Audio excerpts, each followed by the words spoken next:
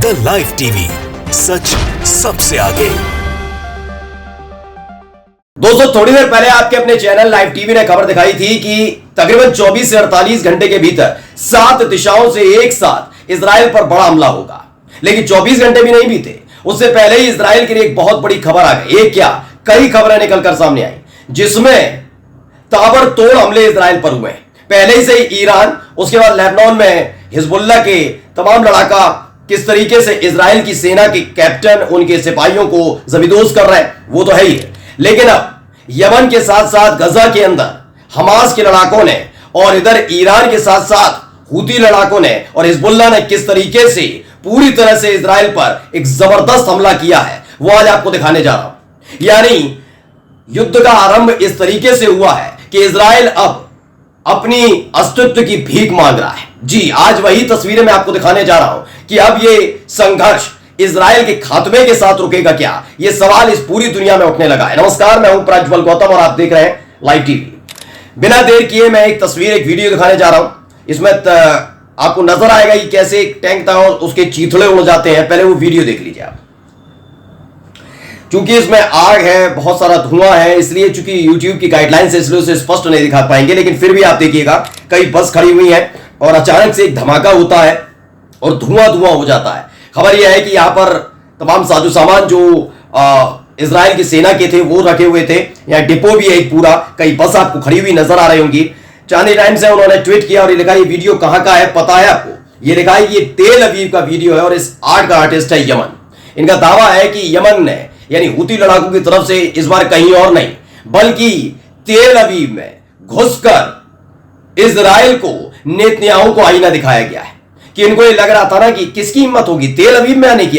तेल अवीव में कोई नहीं आ सकता, लेकिन सबसे सुरक्षित समझे जाने वाले इजराइल के शहर तेल अवीव को हूती लड़ाकों ने दहला कर रख दिया है। दरअसल क्या हुआ था कि इजराइल ने जब बेरूत पर हमला किया, एयर स्ट्राइक की, तो बड़ी बड़ी डींगे हांकी गई कि देखो हम पे ये साजो सामान है और चाहे तो हम ईरान, हमास के साथ साथ लेबनान का हिजबुल्लाह और हूती लड़ाकों के ऊपर भी हमला किया था। ये हाल ही में आपको याद होगा यमन पर एक हमला हुआ था, बड़ी बड़ी बातें की गई थी। लेकिन हूती लड़ाकों की तरफ से, यमन की तरफ से सीधा एक अटैक तेल अवीव में किया गया है। ये दावा किया गया है कि ये अटैक यमन की तरफ से है। ये दावे के बीच में ही यमन के जो हूती लड़ाकों के चीफ हैं, उन्होंने आगे आकर एक बयान दिया। पहले बयान थोड़ा सा आप सुनिए।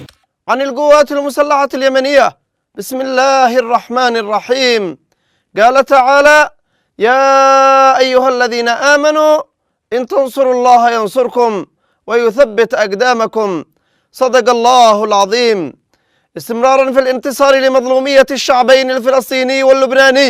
वाजिद खान ने ट्वीट किया, लिखा यमन के अंसरुल्लाह हूतीज ने एक बार फिर इजराइल की राजधानी तेल अवीव पर बम वर्षक ड्रोन से हमला किया।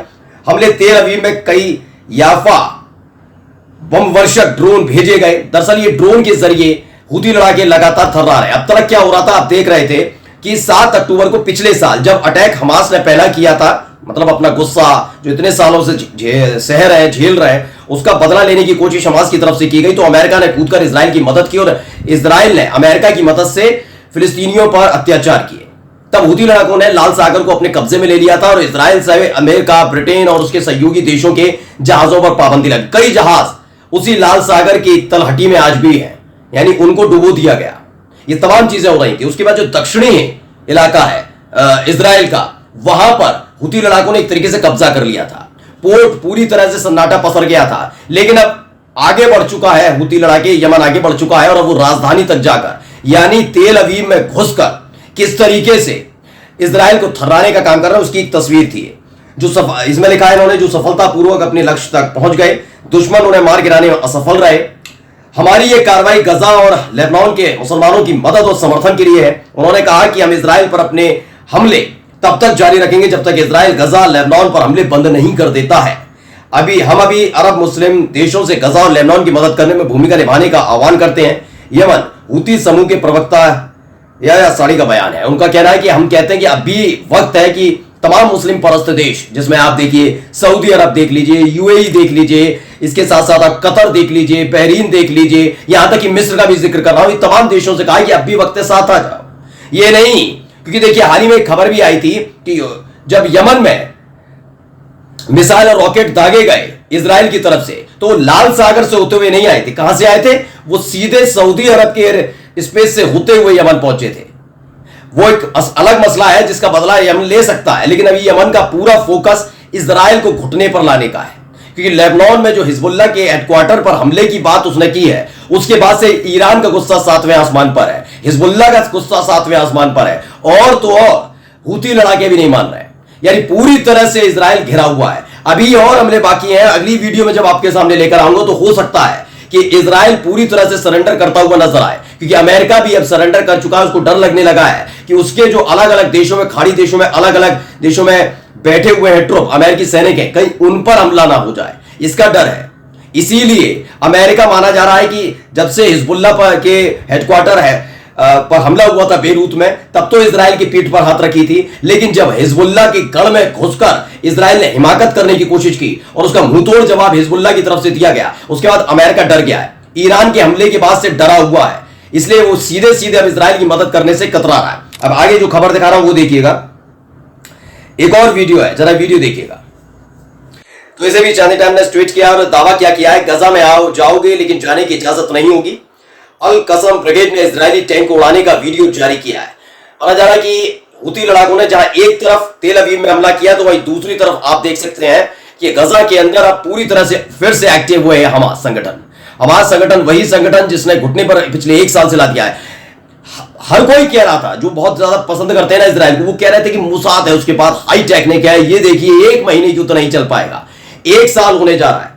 आज की तारीख देख लीजिए और पिछले साल की पहली तारीख 7 अक्टूबर की तारीख देखिए, 1 साल पूरा कंप्लीट होने जा रहा। अब तक हिम्मत नहीं हो पाई। यही बात थी यूक्रेन की।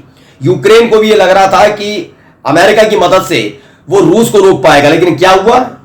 ईरान की मदद रूस को मिली, तमाम चीजें हुई और अमेरिका वहां पर घुटने के बल आ गया। यही यहां पे हो रहा है।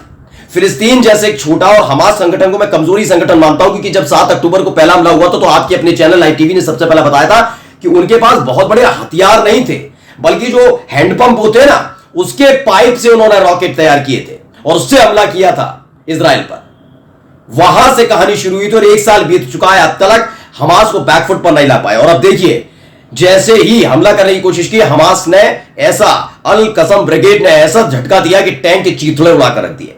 अब तीसरी खबर एक दिखाने जा रहा हूं, ये देखिए।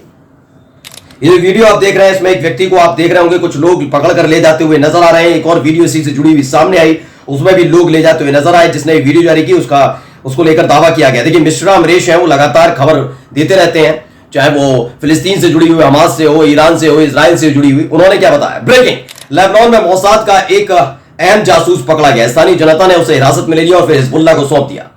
Mossad spy caught in Lebanon में पंगा लेकर वाकई इन नेतन्याहू ने गलती कर दी है, क्योंकि अब तक तो हमास से चल रहा था तो अमेरिका साथ दे रहा था, लेकिन हिजबुल्लाह से पंगा लेना भारी पड़ गया है।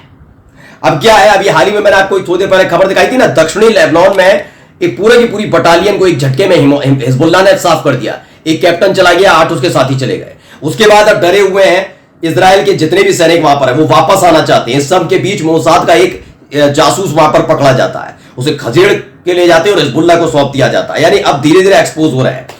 यही नहीं, अब एंट्री हो गई है रूस की भी। ये वीडियो देखिए, ये वीडियो आप देख सकते हैं।